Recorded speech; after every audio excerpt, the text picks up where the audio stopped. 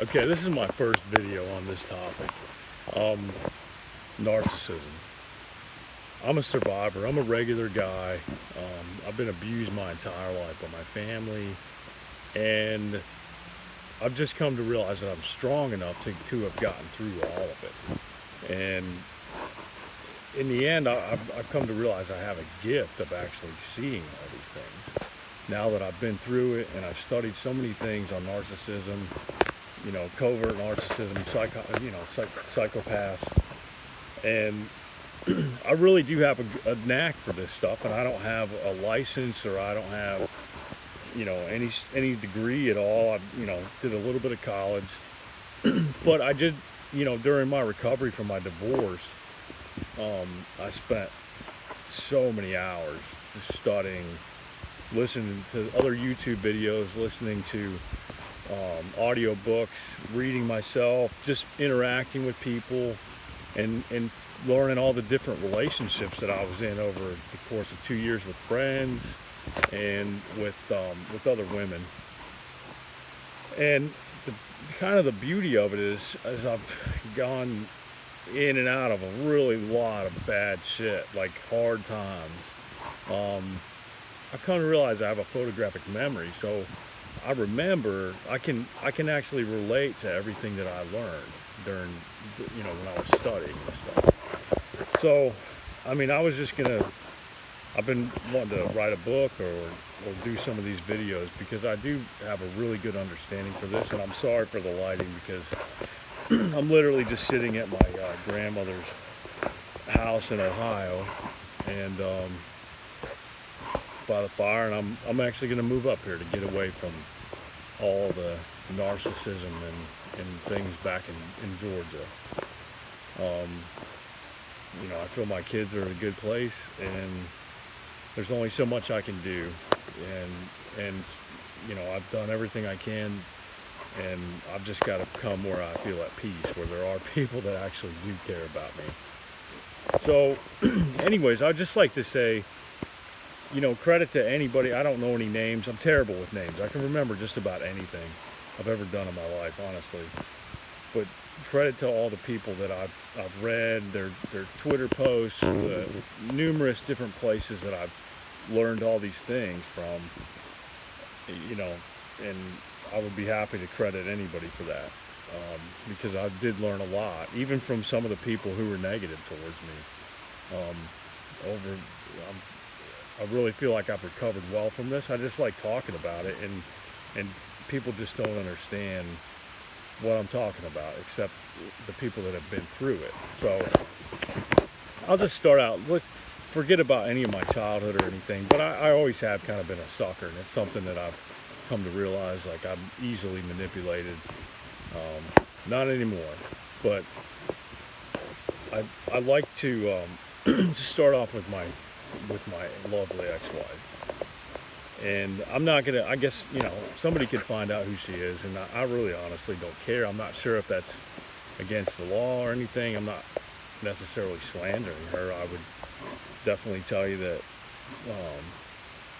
everything that I'm saying is 100% true, and I can prove all of it. Because I do do a lot of documentation now. So anyways, I met her, and she had a little girl, and I was living in Tennessee in kind of a low part of my life, where I left a girl in Ohio, and she had gotten pregnant. And so I met this girl, and she just basically swept me off my feet. And it was like, I can remember the first night that I was with her.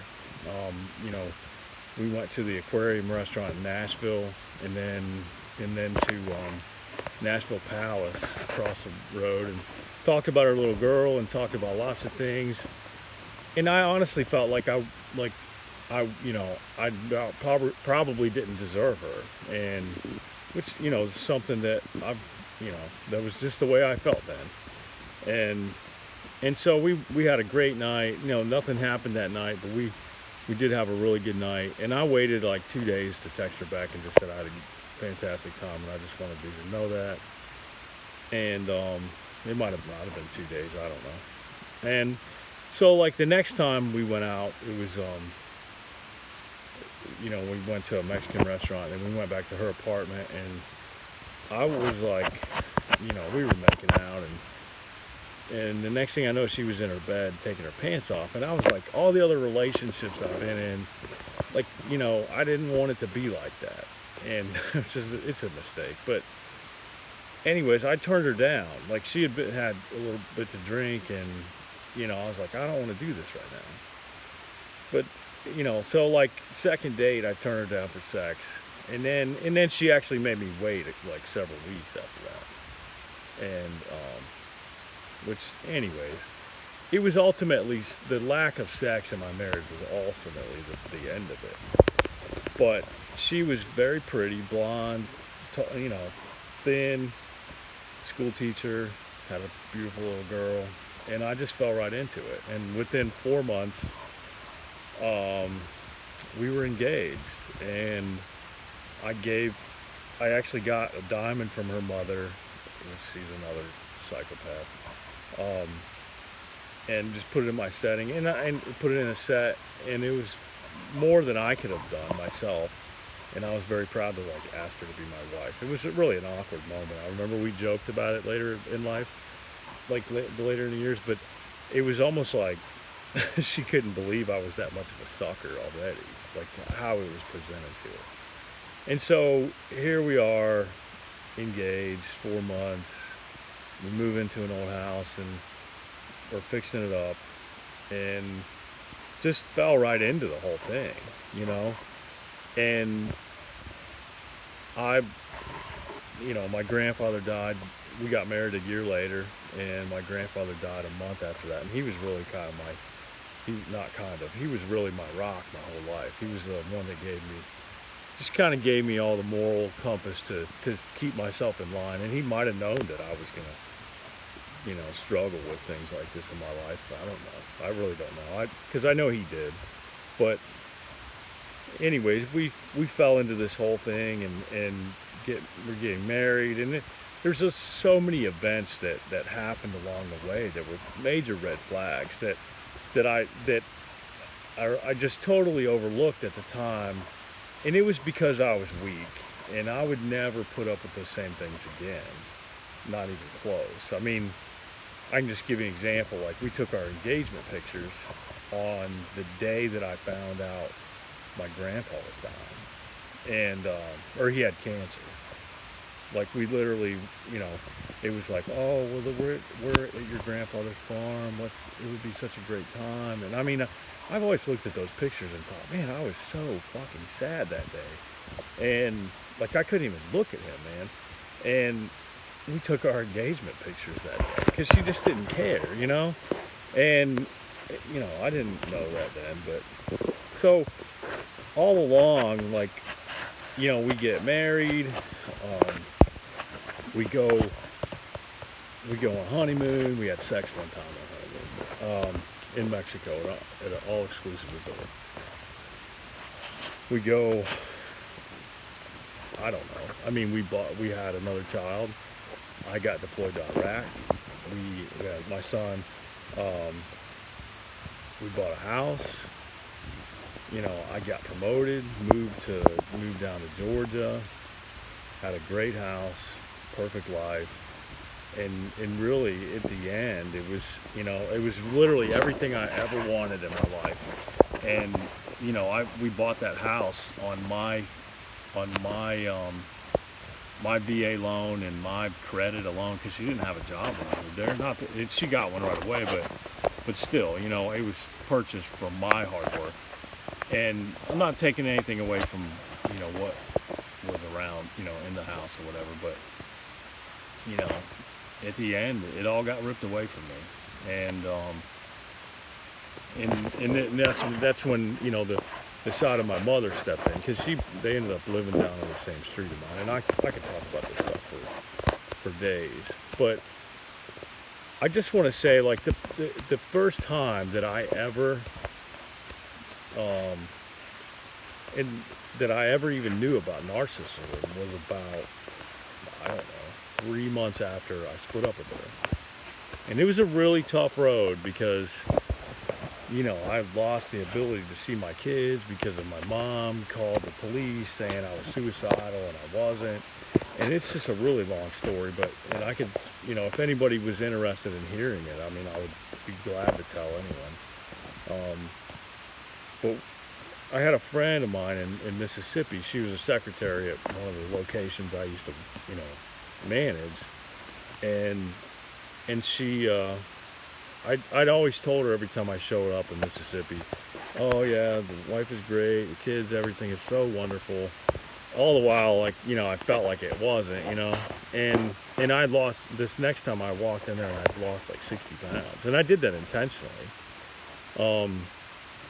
But she told me about narcissism. I said this time, she said, what's the deal? And I said, well, we got a swimming pool. And I said, well, I'm getting a divorce. I just want to let you know that. Well, everything I told you all the way up to this time, you know, was bullcrap. And she treated me like shit for years. And, you know, and now she's in the process of ripping my life apart, you know. But she told me she sounds like a narcissist. And I'd already known through another friend of mine who said that he talked about being in an abusive relationship, a mentally abusive relationship. And so I knew about that. But when the whole, you know, I just started Googling it right away. Like, you know, I was doing some work for inventory and stuff, and it just blew my mind. It just described her exactly. It described our whole relationship exactly. And it's because they're very predictable. Like, it's you can see it, and I can see it now. Like, I really do have a knack, and I you know, I was just recently in a relationship with another one, but I picked her out from the get-go. I played my cards right and had fun during the quarantine, and, you know, when something went south, it was over with, and I didn't have any emotion towards her or anything. And that's just because I know how to play the game now, because I've basically been playing it my whole life. I just know how to play the other side. I just know how to protect myself, basically. And I'm not saying somebody wasn't doing something behind my back, you know, that could, you know, ruin my reputation or something like that, because that's very possible. And you got to be careful with that. But, so, you know, I give credit to Reba. I can't remember her last name over in Mississippi. And I even told her that she's basically my guardian angel, because I did spend so many years living in a prison cell, basically, in a spider web is kind of the way I like to describe it. She's a black widow, and I was in her web of shit, and I was right in the middle of it. And sometimes I got to get out to breathe, and sometimes but most of the time I was wrapped up in it. And I had a lot of fun by myself and doing some things that, you know, a lot of guys don't get to do, honestly. Like, I mean, I did have some fun, but it's not what I wanted. You know, I wanted to feel safe and be happy at home and have somebody that acted like they cared about me, and she just didn't. So, but Reba turned me on to that, and the worst part about when I found out about narcissism was when it freaked me out, because I thought, holy shit, like, here I'm just thinking, like, she just doesn't want to have sex. Like, well, you know, I mean, the worst. You just start thinking the worst, and I'm bad about that, and I do have a lot of things in my head, so you know, there's a lot going on, but it's just, it really freaked me out, because I thought, oh, I mean, this whole time, like, I'm just thinking, what can I do, you know? And to think that she was probably screwing, like, everybody that I couldn't stand, you know, and my friends or whatever. And I don't have any direct evidence of that, but I can tell you that I know what kind of soul that woman has, and I know what kind of soul some of these other people have, and there's no way they wouldn't be. And it just sucks, because I think ultimately it sucks, and I don't have the same shameful feelings about it anymore, because that's on them, you know, that's on her, you know, if they were all doing whatever the hell behind my back while I was driving home, talking to her on the, it's just like, it's sick, and that's on them, I feel satisfied now that I did everything I could as a good person, that, you know, God's going to forgive me for the things I did over them. So, but it is a hard thing to face when you think that your partner is somebody, who's respectable and can, has morals and, but they just don't. That you just have to understand that they just don't. And there are a lot of them all over the place. They're in your family, they're in your workplace, they're in your government, they're everywhere. And one of the things I learned from this book called Psychopath 3 was that 1 in 7 people in the world is basically has the same mindset of a serial killer. And I think I'm misquoting him, but it's true. Like, because some of them will go as far to cover their ass, they'll do anything. And that's the dangerous part about dealing with them, because they can become so reckless, and you have to be careful when you're trying to exit those situations, because I haven't personally experienced any like hardcore violence, but I did get smacked in the face one, and that was really the last straw for me. It took a couple days for me to really make the decision, but it's just, I'm in a, I just caught you in a lie, and I'm crying. I just want you to answer me. And she slapped me in the face. And it was really like cutting my throat almost, instead of just slapping in my face, because it was just like, I can't get anything from you.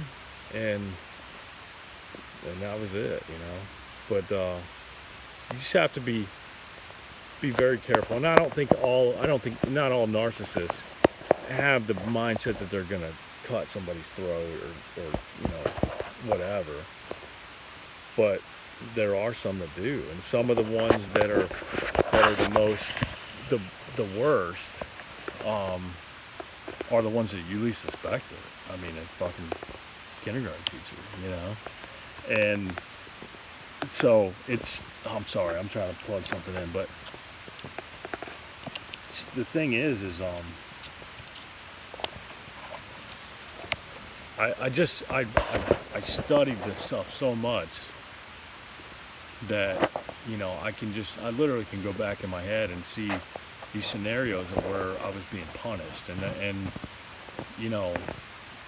just for nothing, just blamed for nothing, like that I didn't even do, and then constantly engaging my reaction and constantly walking by me. And I remember the way she used to kiss me sometimes when she went to bed was just like, I look back now and it's like, it's sickening. Like, I wish I could have seen it then. But it was almost just like she was laughing at me, like all the time, or she was just making fun of me, and she probably was. And it's fine. I hate that my kids are still with her. But it's just something I have to deal with right now, because it's very difficult in court to fight them, because they'll just lie about anything. Mine lied about $100,000 loan, like that, and had printed up documents that were so phony looking in the first place. Like, I don't even understand how the hell that, like, any judge would even, I just really don't, because I honestly think he might have been a narc too, and they may have been screwing and stuff, but I don't care anymore. But I'm just saying, like, if you get in a situation with one of them, you just got to be prepared that they're going to do anything they can to win, and it doesn't matter how much it costs them.